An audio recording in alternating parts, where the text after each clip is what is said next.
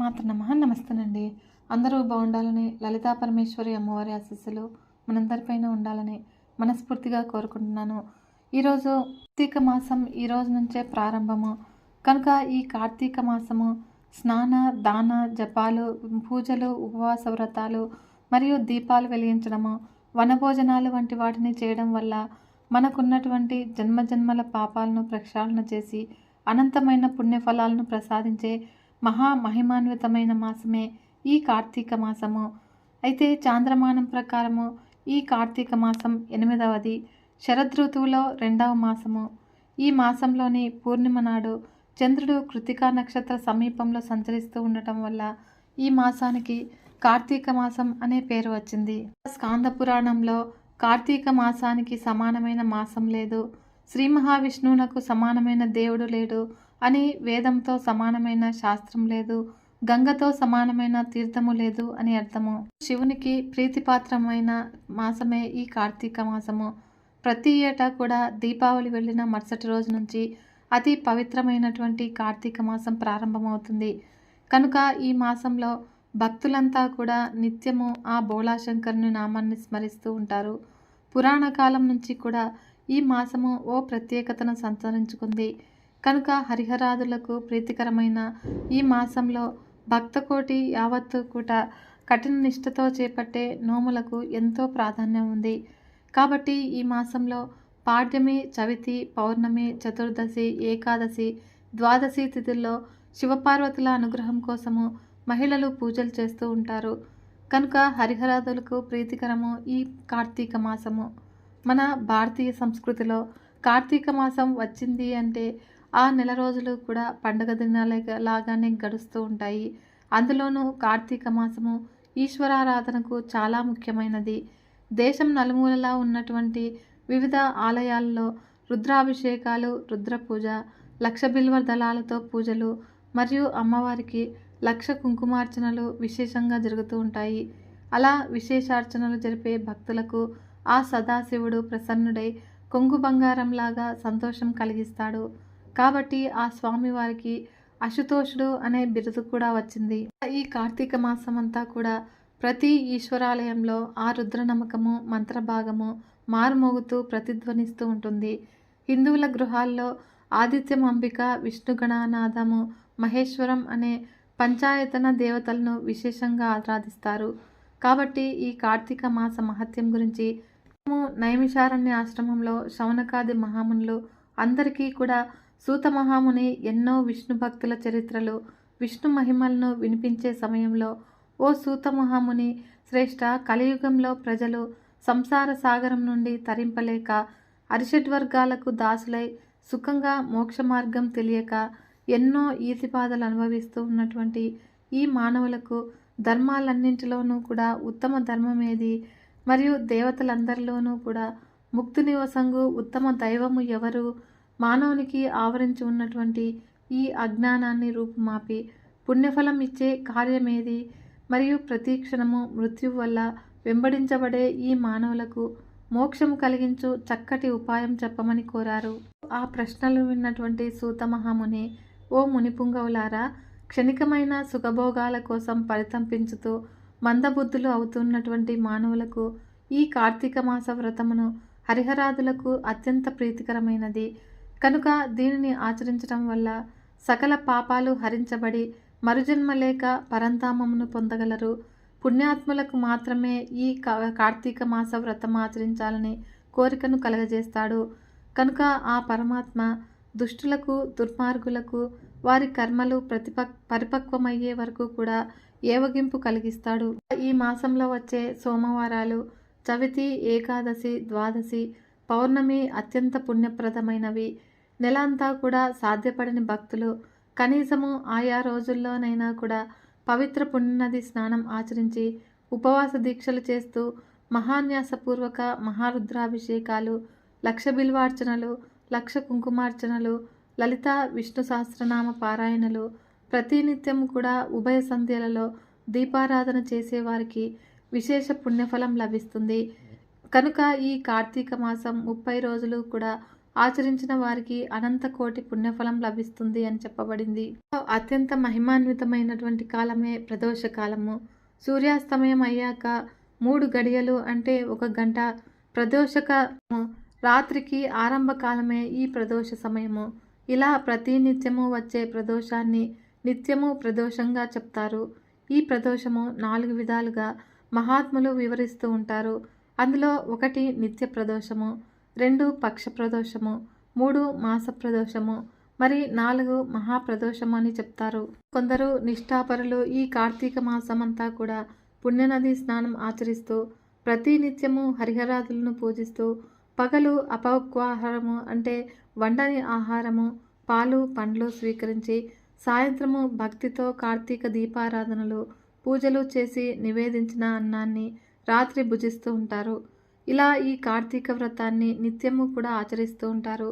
ఇక ప్రదోషకాలంలో పరమేశ్వరుడు ఏకకాలంలో 2 రూపాలను ప్రదర్శిస్తూ ఎడమ భాగాన పార్వతి, రెండవ భాగంలో పరమేశ్వర రూపంగా అర్ధనారీశ్వరుడుగా దర్శనమిచ్చే కాలము కనుక ఈ ప్రదోష కాలం అని చెప్పబడింది. ప్రదోష సమయాల్లో ఆ తల్లి అధ్యక్షురాలుగా అధిరోహించి ఉండగా పరమేశ్వరుడు పరవశించి తాండవం చేస్తూ ఉంటాడు.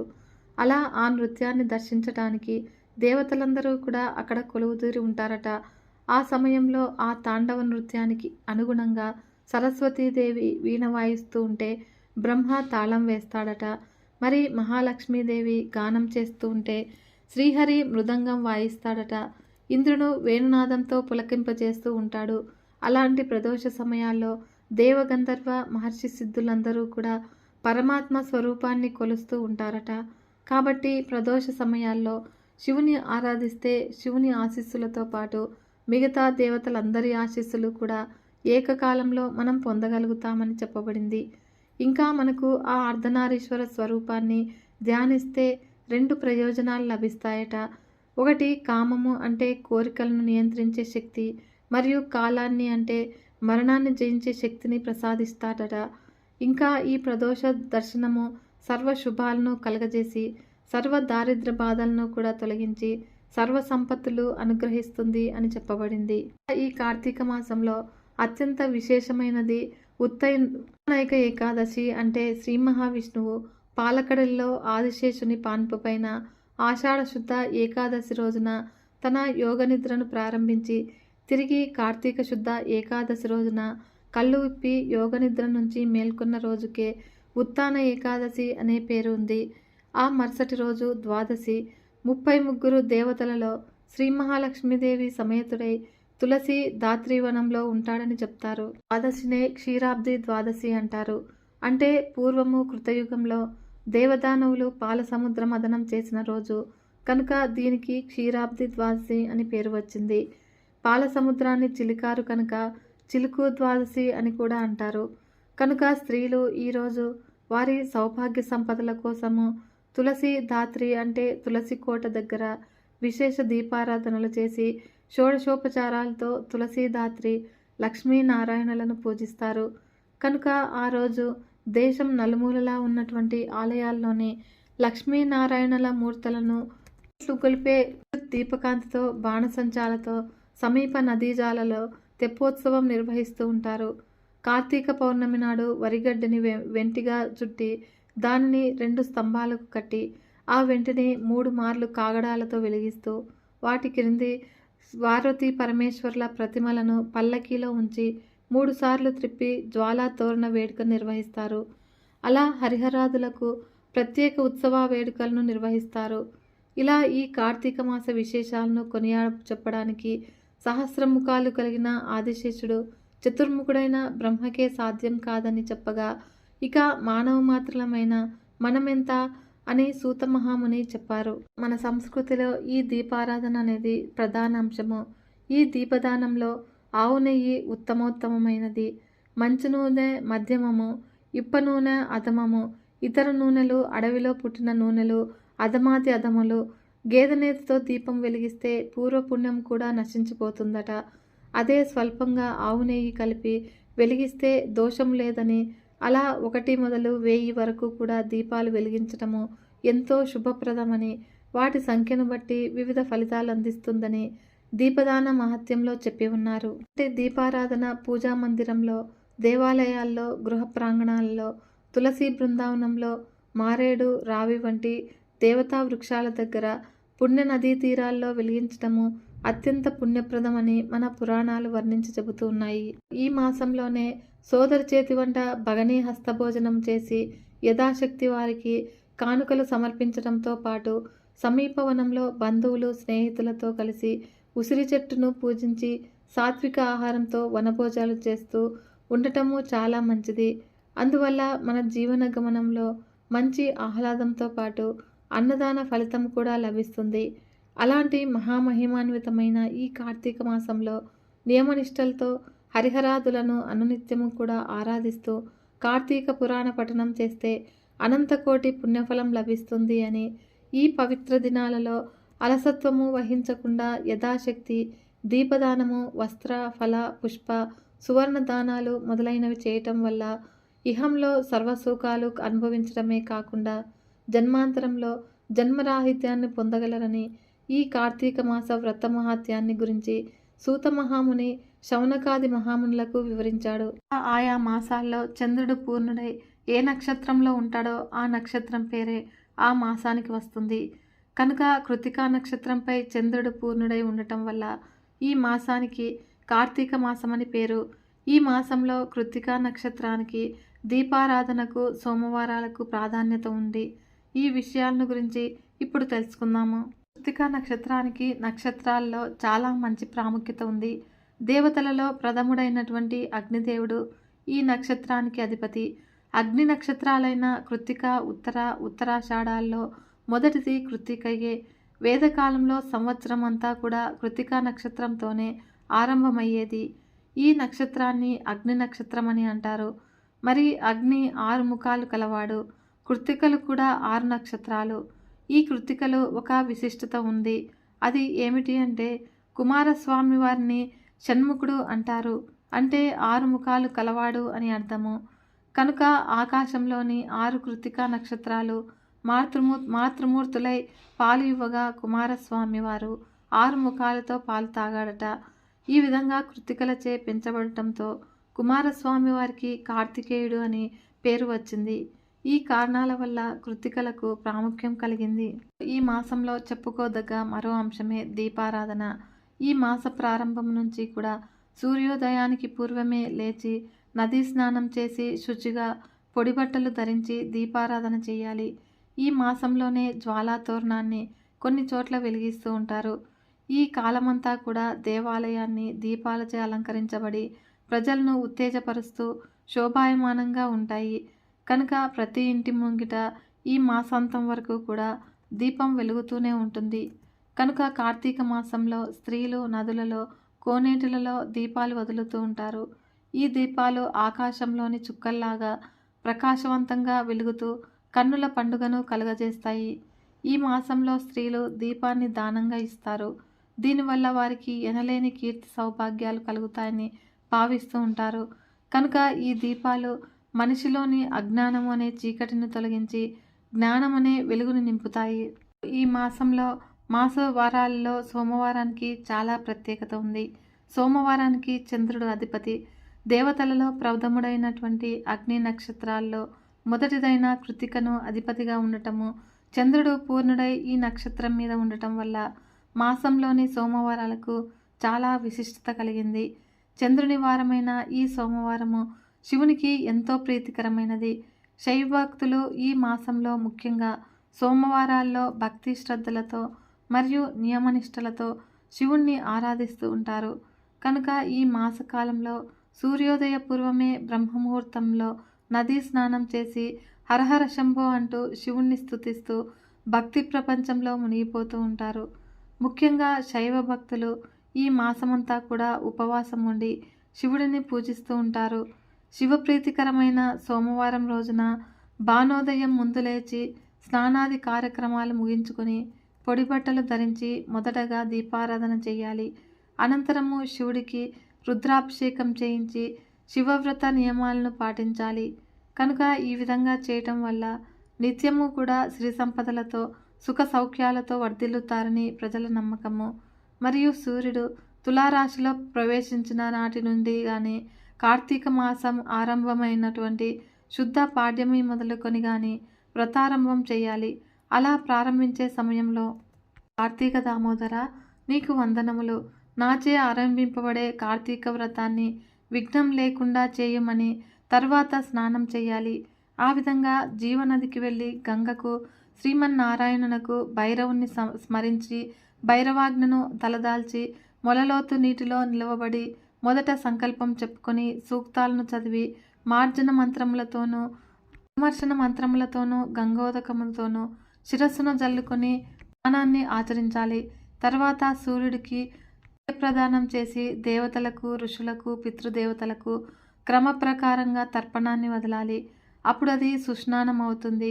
అలా స్నానం చేసిన తర్వాత నదీ తీరం చేరి 3 దోసిళ్ల నీరు గట్టుపై పోయాలి. ఈ కార్తీక మాసం నెల రోజులు చేయలేని వారు కార్తీక సోమవారాలు లేదా పౌర్ణమి నాడు కానీ లేక ఇతర దినాల్లో అయినా కూడా సాయం సమయాల్లో శివాలయంలో ఉసిరికాయ పైన వత్తులను ఉంచి దీపాన్ని వెలిగించడం చాలా శ్రేష్టము. ఆవు నెయ్యితో దీపాన్ని వెలిగించడం మంచిగా ఉంటుంది. అంటే నువ్వుల నూనెతో కానీ, కొబ్బరి నూనెతో కానీ, నెయ్యితో కానీ, అవిసె నూనెతో కానీ, విప్ప నూనెతో కానీ, లేదు అంటే కనీసము ఆముదంతోనైనా కూడా దీపాన్ని వెలిగించాలి. అంతేకాకుండా కార్తీక మాసంలో దీపదానం చేయాలని శాస్త్రవచనము. కనుక కార్తీక మాసంలో 30 రోజులలో దీపం పెట్టలేని వారు శుద్ధ ద్వాదశి, చతుర్దశి, పౌర్ణిమ దినాల్లో తప్పక దీపం పెట్టాలని శాస్త్రవచనము. ఈ విధంగా కార్తీక మాసంలో దీపాలను వెలిగించడము, దీపదానం చేయడం వల్ల సకల జీవరాశులే కాకుండా రాళ్ళు, రప్పలు, వృక్షాలు వంటివి కూడా ముక్తి పొందుతాయని పురాణ కథనము. కార్తీక పురాణము మొదటి రోజు పారాయణం గురించి తెలుసుకుందాము. సనకాది మహామునులకు సూత మహర్షి కార్తీక పురాణమును చెప్పుట శ్రీమదకోటి బ్రహ్మాండ నాయకుడైనటువంటి భగవంతుని సృష్టి ఎందలి ఇష్టమైన శ్రీ నైమిషారణ్యమునకు దర్శనార్థి అయి విచ్చేసిన సూత మహర్షిని సత్కరించి సంతుష్టుని చేసి స్థానికులైన శౌనకాది మహామునులు ఆయనను పరివేష్టించిన వారై సకల పురాణ గాథ కని మహాముని కలికల్మష నాశకము కైవల్యదాయకము అయినటువంటి కార్తీక మాస మహత్యమును వినిపించి మమ్ములను ధన్యులను చేయమని కోరారు. అలా వారి కోరికను మన్నించిన వ్యాస శిష్యుడైనటువంటి సూత మహర్షి శౌనకాది మహామునులారా, మా గురువుగారైనటువంటి భగవాన్ వేదవ్యాస మహర్షుల వారు ఈ కార్తీక మహత్యాన్ని అష్టాదశ పురాణాల్లోని స్కాంద, పద్మ పురాణములు రెండింటా కూడా వక్కాణించి ఉన్నారు. ఋషిరాజైనటువంటి శ్రీ వశిష్ఠుల వారిచే రాజర్షి అయిన జనకునకు స్కాంద పురాణంలోను, వామకు లీలా మానుష విగ్రహుడైనటువంటి శ్రీకృష్ణ పరమాత్మచే పద్మ పురాణములోను ఈ కార్తీక మహత్యమును సవిస్తరముగా చెప్పబడి ఉన్నది. కనుక మన అదృష్టం వలన నేటి నుంచే కార్తీక మాసము ప్రారంభము కావున ప్రతిరోజు కూడా నిత్య పారాయణగా ఈ కార్తీక మాసమంతా కూడా కార్తీక పురాణ శ్రవణమును చేసుకుందాము. కనుక ముందుగా స్కాంద పురాణంలోని వశిష్ఠ ప్రోక్తమైన కార్తీక మహాత్యాన్ని వినిపిస్తాను వినండి అంటూ ఇలా చెప్పసాగాడు. మహారాజు వశిష్ఠుని కార్తీక వ్రత ధర్మములను అడుగుట. ఒకసారి సిద్ధాశ్రమంలో జరుగుతూ ఉన్నటువంటి యాగానికి అవసరమైనటువంటి ద్రవ్యార్థి అయిన వశిష్ఠ మహర్షి జనక మహారాజుకు ఇంటికి వెళ్ళాడు. అప్పుడు జనకునిచే యుక్త మర్యాదలను అందుకొని తను వచ్చిన విషయాన్ని ప్రస్తావించాడు. అందుకు జనక మహారాజు ఆనందంగా అంగీకరించి, హే బ్రహ్మర్షి, మీ యాగానికి ఎంత ద్రవ్యం కావాలనన్నా కూడా నిరభ్యంతరంగా ఇస్తాను. కానీ సర్వపాపహరమైనటువంటి ధర్మ సూక్ష్మాన్ని నాకు తెలియజేయండి. సంవత్సరంలో సర్వమాసముల కంటే కూడా కార్తీక మాస మహత్యము మహామహిమాన్వితమైనదని, వ్రతాచరణము సమస్త ధర్మాల కన్నా కూడా శ్రేష్టతరమైనదని చెబుతూ ఉంటారు కదా. ఆ నెలకంతటి ప్రాముఖ్యతను ఎలా కలిగింది? ఆ వ్రతము అదృష్ట ధర్మమే ఏ విధంగా అయింది అని అడగ్గా, అప్పుడు మునిజన వశిష్ఠుడైనటువంటి వశిష్ఠుడు జ్ఞానహాసమును ప్రవచించినాడు. మహారాజా, పూర్వజన్మంలో ఎంతో పుణ్యం చేసుకుంటే గాని సత్వశుద్ధి కలగదు.